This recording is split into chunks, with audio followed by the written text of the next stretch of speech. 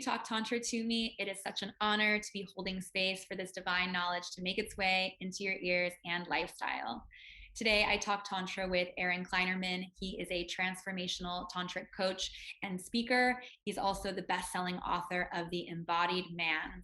I am so grateful for his content and so appreciative that he's here on the podcast to offer his perspective of living an expansive life. So thank you for being here, Aaron. Why don't you start by telling us a bit about your journey with becoming a Tantra coach, author, and speaker? How did you discover this passion and purpose? Yeah, well, that could be a long story.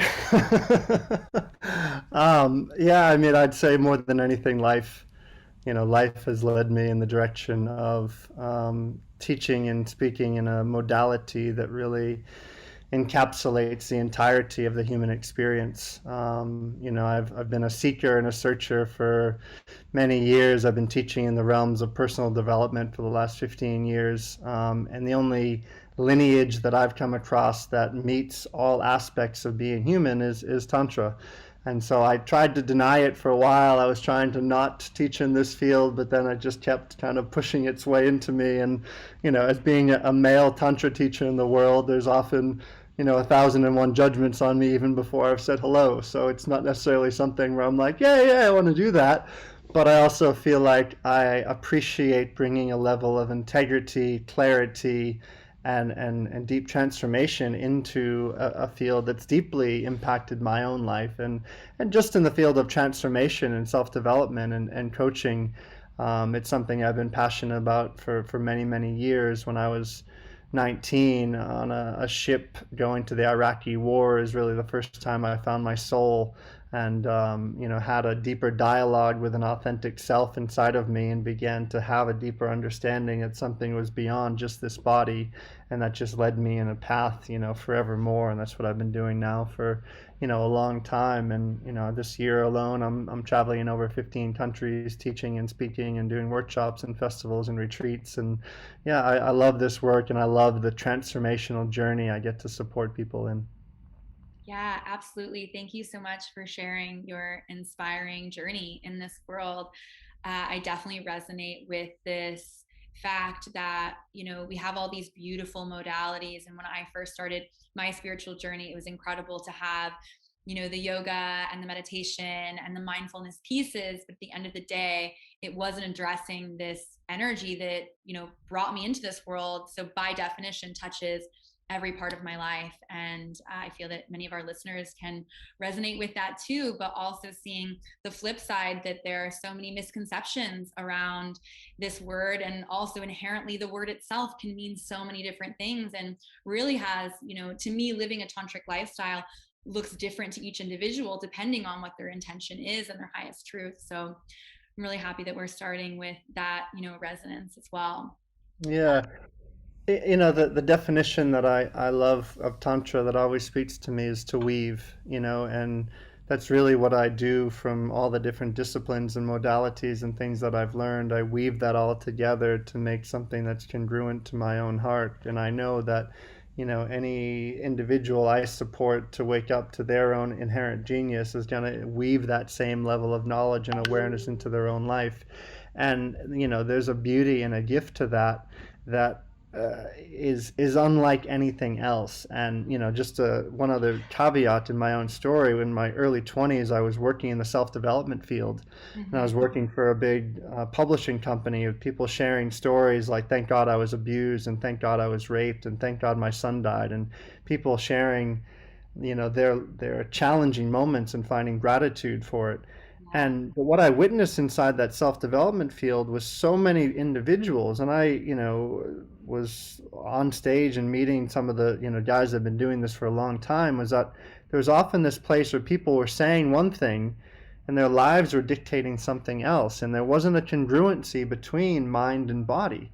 And it left me quite disillusioned for a long time, and I stepped away from the whole industry, and I'm like, this is all a joke, these people are phony. And eventually, when I came back into the self-development kind of tantra world, I met, a beautiful tantrika that kind of initiated me into this field more.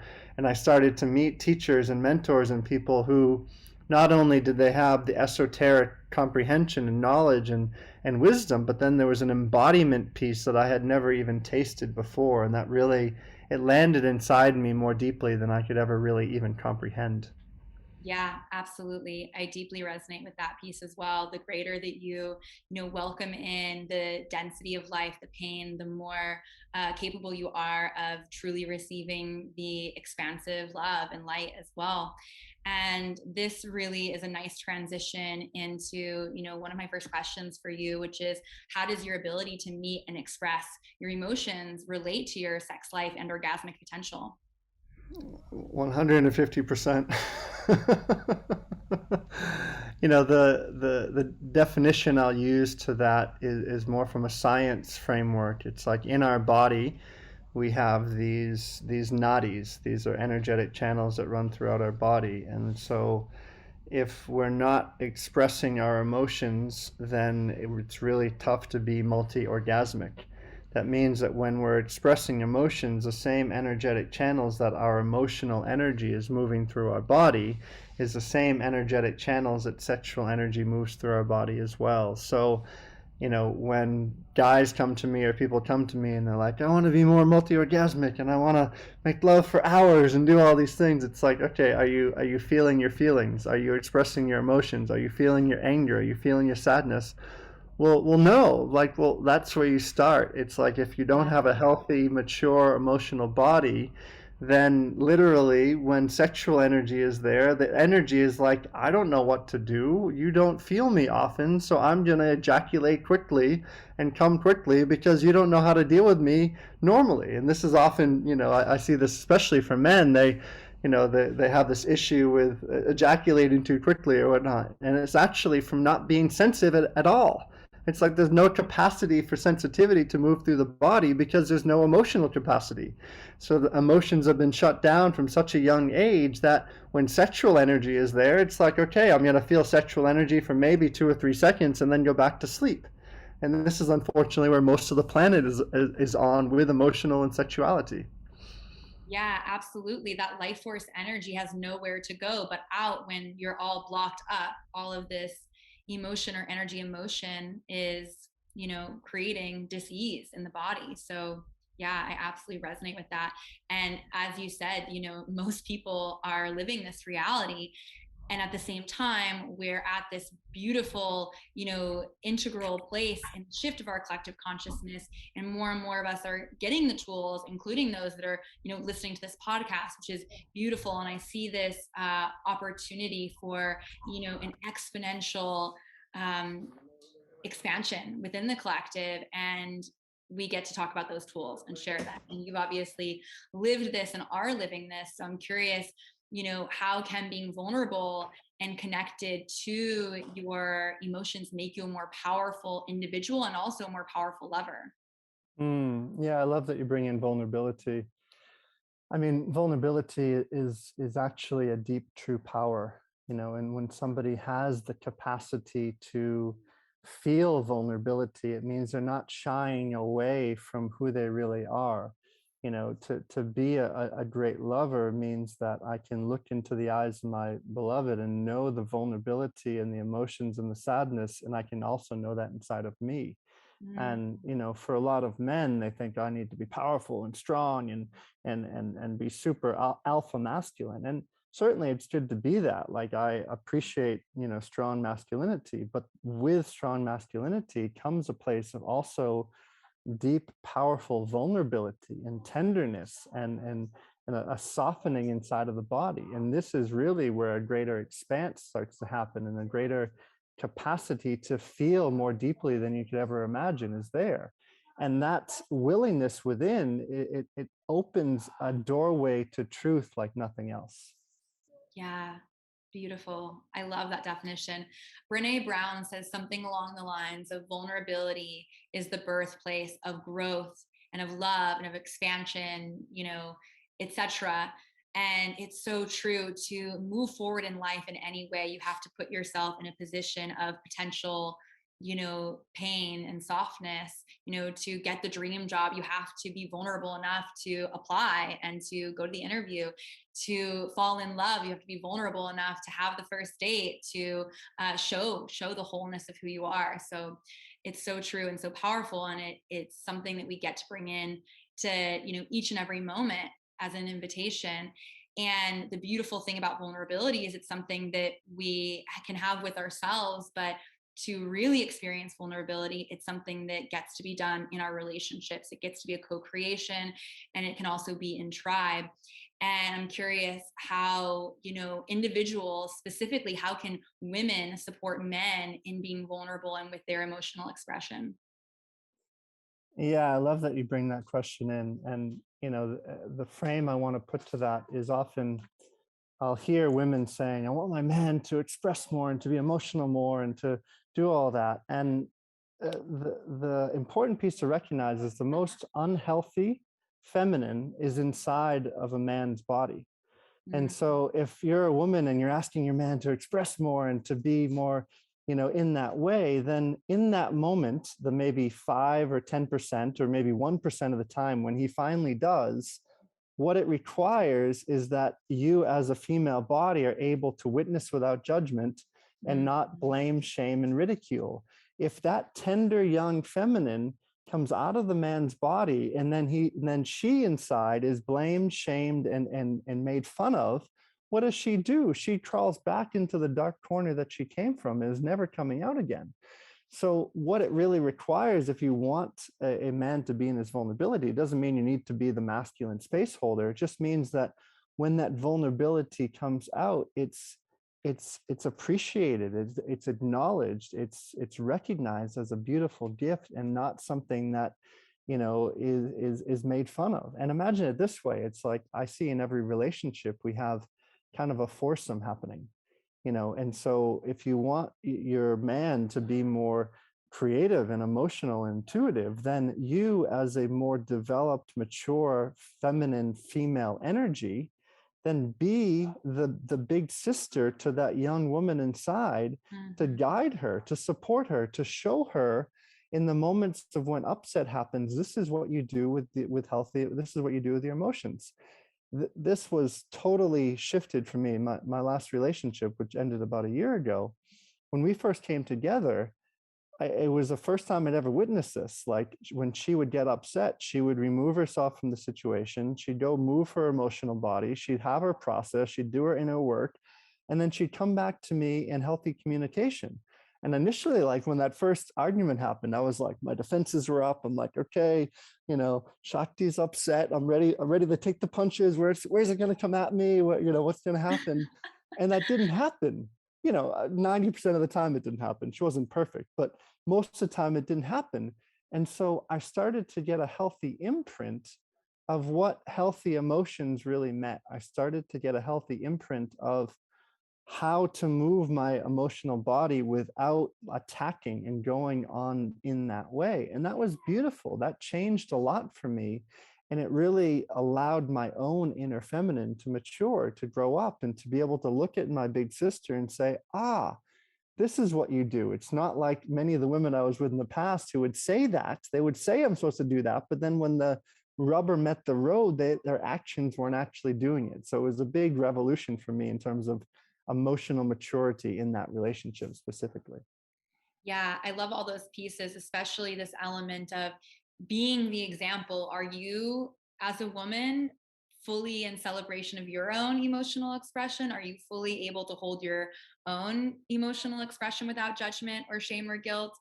And when that happens, that's when are able to hold a pillar of invitation and example. So yeah, thank you for sharing that. And on the flip side, it's also really important for men to support men in this space. And I'm curious, if you could speak into that. How can men support men in vulnerability? Yeah, I love you asked this as well. I mean, one of the things, probably the retreats I love the most, I run a 7-day men's initiation journey, which is really a deep dive for men into some of the deepest taboos and fears and homophobias and the things that men often never will even discuss inside a men's circle. and we create a safe place for all of that tenderness to be there. And again, into the framing I was speaking before, what often happens is that because that feminine energy in a male body finds it difficult sometimes to trust in the masculine in a female body, she inside the male body is going to trust more the masculine in a male body, because it's like the masculine in the male body has also that tender feminine. And so when that energy comes out of the male body, it's like, it's celebrated, it's appreciated, because he knows how difficult that can be when that happens. So when it's there, it's just like, oh my God. Like I've had some of the most beautiful, tender moments when I've seen, these big burly men that just have all of these masks and protections, and they finally have a moment of tenderness, and they're met with such like receptivity and such a compassion and appreciation. So it's that question is one of the reasons I'm so passionate about men's work, because one of the things I see happening is a deep maturing of the feminine energy in a male body by being around other men in that way. There's just something that happens in that space that you can never even, I'm attempting to put words to it here, but that's the beauty and the mystery and the gift that happens when men come together in that way. So male bodies who are listening, like, find a local men's circle, find a place where your vulnerability can be recognized and seen. It doesn't mean that, all of a sudden it's just, your masculinity is going to go away. For myself, I come from a maritime military background. I was a very alpha, super, that was the journey I was on. I know how to lead men. I know how to direct. I know how to be, in that way. And so when somebody was like, oh yeah, just surrender more into your femininity, I was like, yeah, whatever, like get lost, I'm not doing any of that. Yeah. But I realized that there was a gift to it, and I started to lean into those situations more. And when I was first held by another man in that way, it was like there was a deepest level of surrender that I had never experienced before. And it's something I'll never forget either. And it's, again, one of the reasons I'm quite passionate about bringing that work into the world. Yeah, I love that you mentioned the word surrender at the end, because these qualities, such as surrender and vulnerability, tend to be very stigmatized in an immature or distorted masculine world, when in reality, these are the qualities of vulnerability and surrender are the qualities that create new realities. Even something as simple as surrendering your eyesight, closing your eyes. When you close your eyes, you're surrendering your ability to see externally, but you are opening up a whole new perspective and possibility to see within yourself, to literally dream, or to, meditate and access something greater than yourself.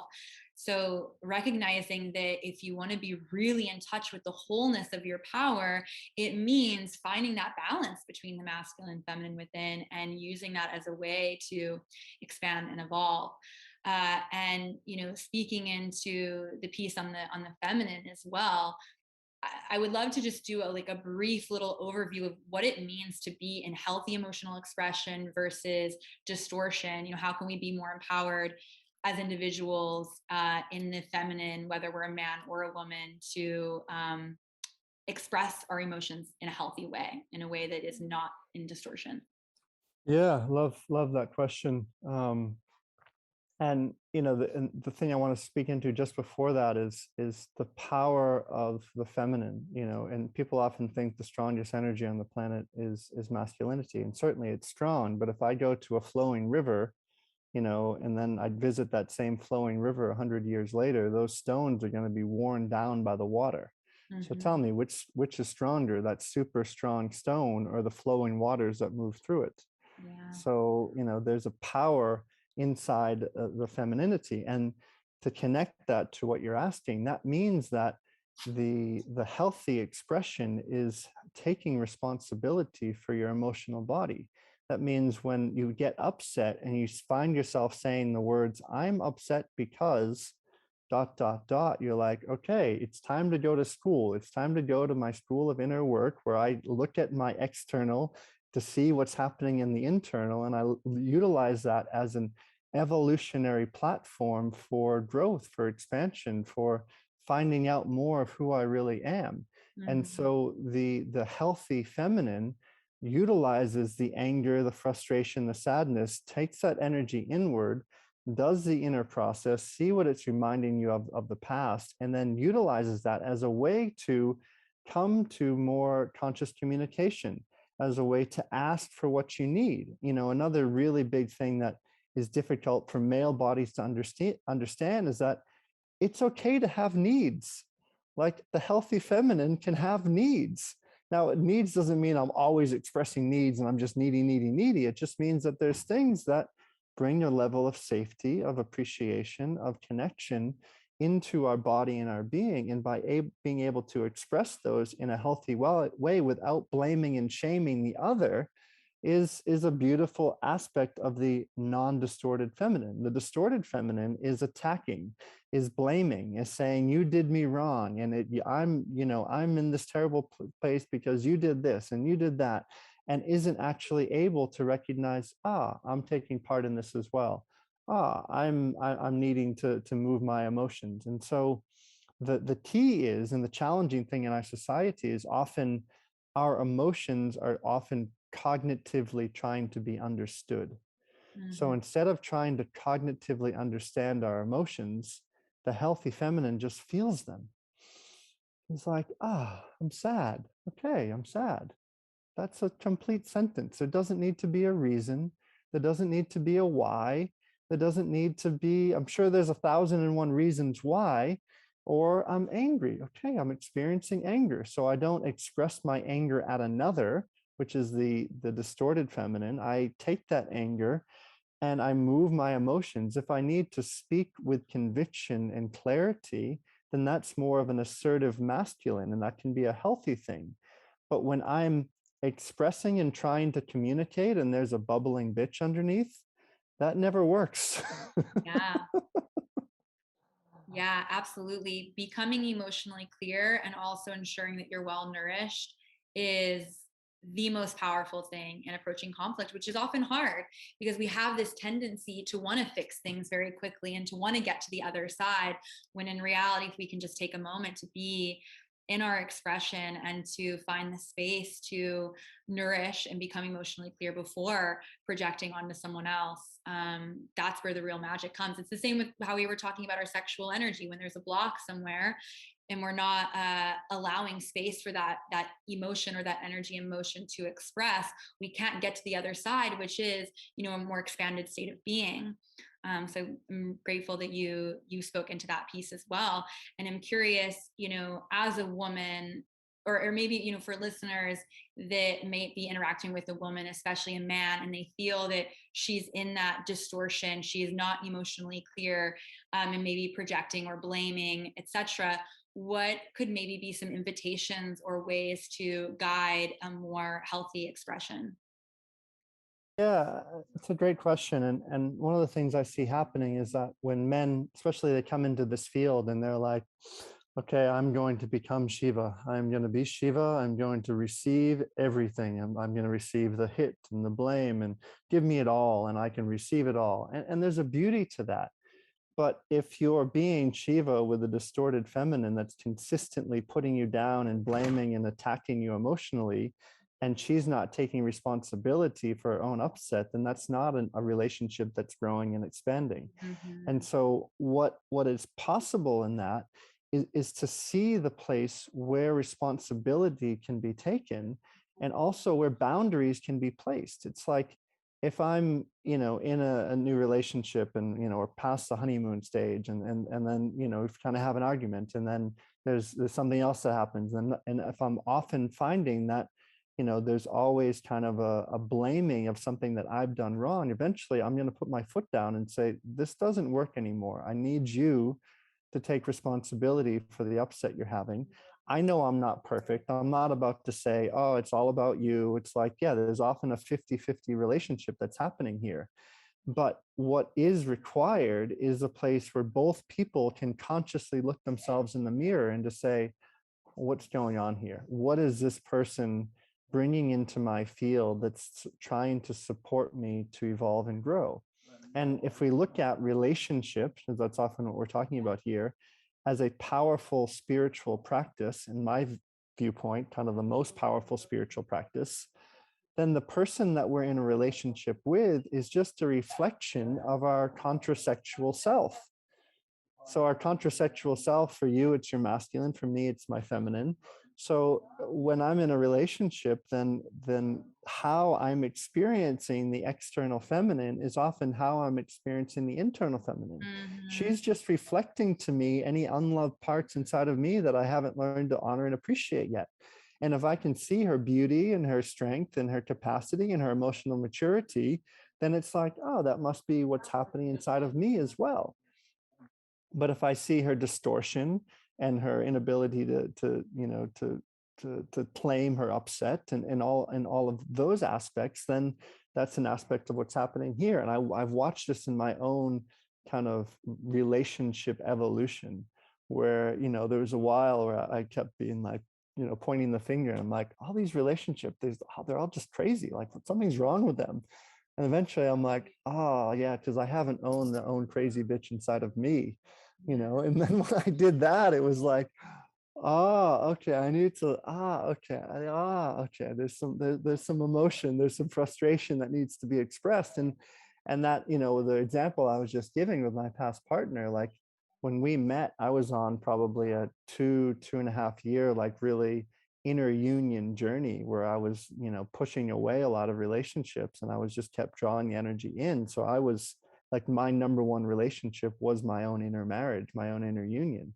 And so then when we met, it was like, okay, that's two inner unions coming together to bring a sacred union. And that's really, if we talk Tantra, one of the most beautiful things that can be there is when, the divine in me recognizes the divine in you, but then also, the distorted, fucked up parts of me recognize the distorted, fucked up parts of you, and we can actually grow and expand together.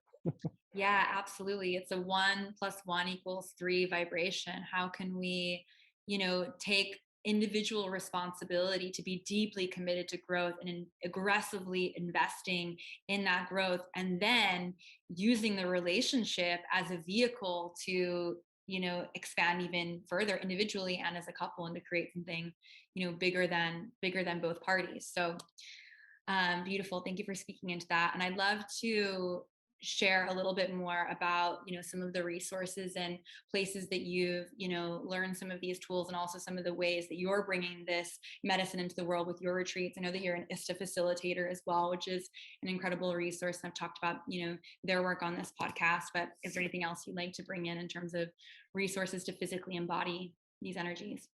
Yeah, I mean, the book that came out last December, which is the Embodied Man here, it's for both male bodies and female bodies. It's a 350-page manuscript. There's over 40 practices in there, so it's my storytelling as well as actual practices that will support people. Really, a journey from the head into the heart. There's an online course version of that. I also teach with a school called Embodied Awakening Academy. I run retreats and workshops. Actually, I think I'm just finalizing the detail. We're going to be in Austin later on this year, running a Amazing. couple weekends out there. So yeah, there's a lot of resources. I run these men's initiations, these 7-day journeys. I'm often doing podcasts and things like that. I teach at a lot of festivals, a lot of places. I'm in over 15 countries this year, bringing this magic and this, my teachings, and really not necessarily my teachings, but just being a conduit for spirit to move through me. My perspective, this work, especially where we're at as a humanity right now, is absolutely necessary. I think the veil has been lifted. People are searching, they're seeking, and they're wanting more answers and understandings. And that was part of the reason why I wrote that book. It was just having the same conversation with the same guy over and over and over again. I'm like, okay, I need to put this into a format to say, okay, before we work together, read this book, do these practices, and then let's begin. So that was kind of Beautiful. a way of giving back, of saying, how can I help more souls and more people on this planet to be able to, evolve and expand for the love that they want to be in the world. Beautiful. I love that. Wrapping up with just a few last questions. One is a bonus question I ask all my guests: what awakens your eros? What turns you on? What makes you feel erotically alive?